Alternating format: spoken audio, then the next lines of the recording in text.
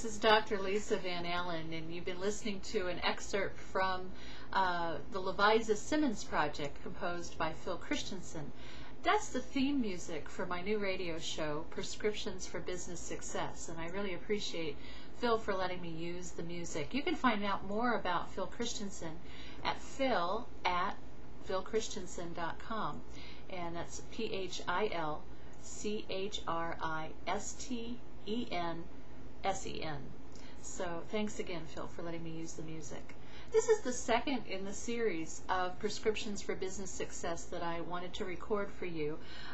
There's a show on Blog Talk Radio. If you go to blogtalkradio.com/Lisa Van Allen, you'll be able to listen to my show every Wednesday morning, 8 a.m. Central, 9 a.m. Eastern. And we've had a couple of shows. The first one was about your purpose. It was answering the big why. Why did you go into business in the first place? That is such an important question, because when times are tough, and let's face it, times are tough for a lot of folks right now. When times are tough, the big why, that sense of purpose, will carry you through. The reason why you went into business in the first place, the thing that drives you to be an entrepreneur. The second show that we did had to do with passion. And you know, passion is like the gasoline in our engine. It's the fuel that fires us up and gets us to where we need to go. It's the energy that keeps us moving forward. We've got to have passion to keep moving forward.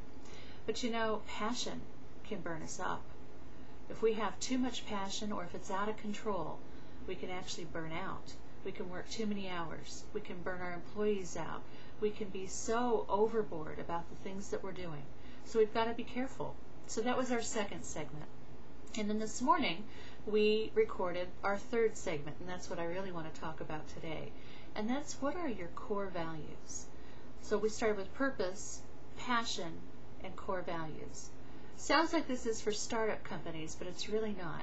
Because, you know, even the most experienced business owner needs to review this stuff on a regular basis, monthly, quarterly at least, and definitely at least once a year.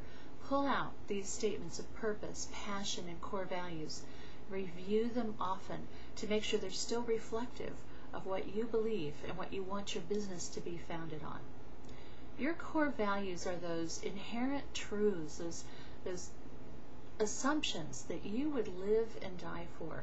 They're the things that you have founded your company on.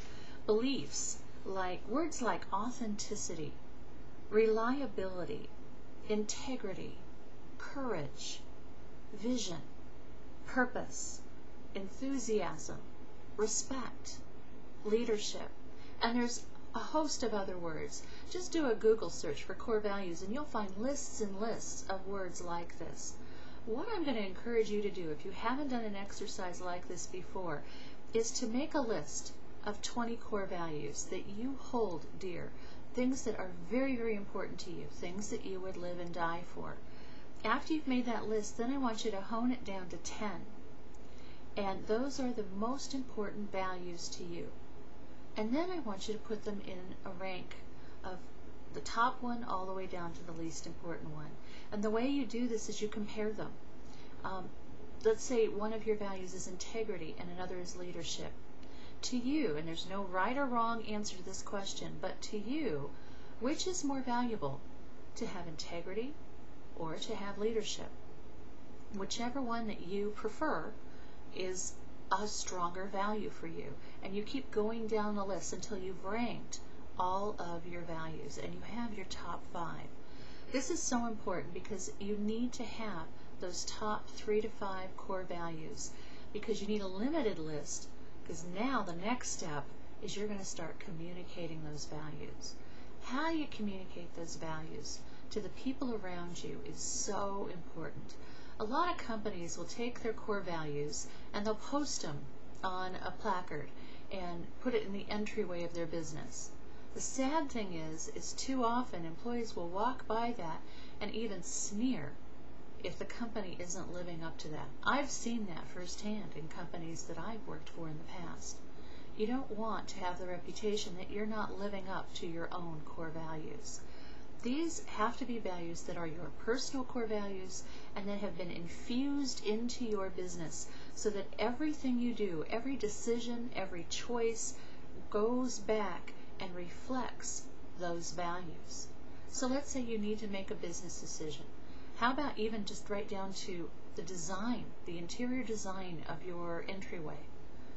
Why is that a core value? Well, that's what the first image that people see when they come into your business. So if you have a core value of simplicity, you're not going to get extravagant art and spend gobs of money on the interior design of your business.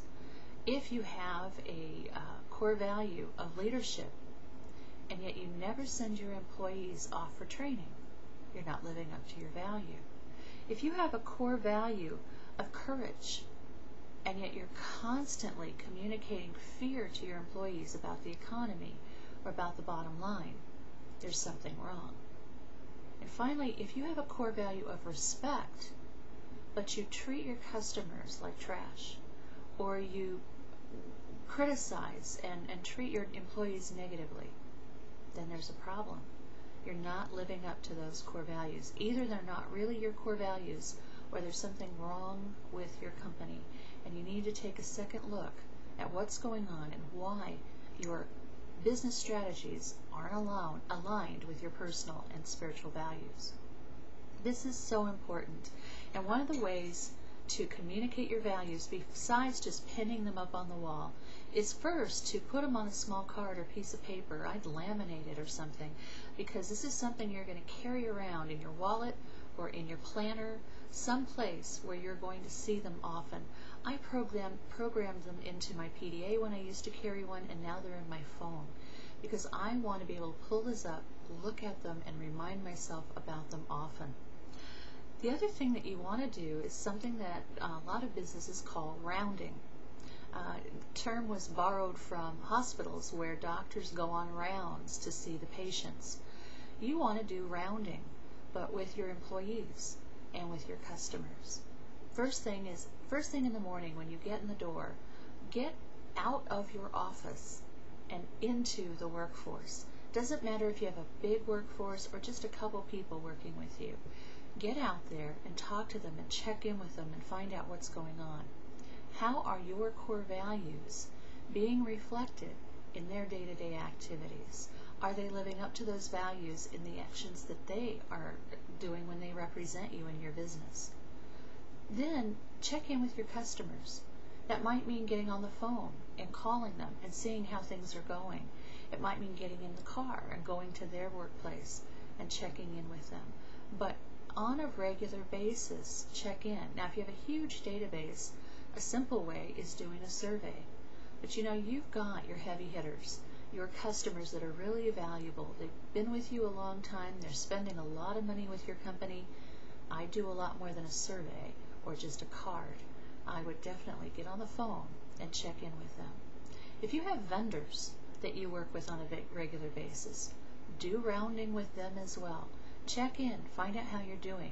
See if you are truly communicating your core values to your vendors, your employees, your customers, to your family, and to yourself.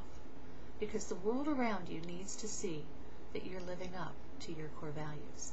This is Dr. Lisa Van Allen. This has been a prescription for business success. I hope that you'll join me on Blog Talk Radio on Wednesday mornings, and keep a lookout here on YouTube as I post more of these video diaries. Thanks a lot. I'll talk to you again soon.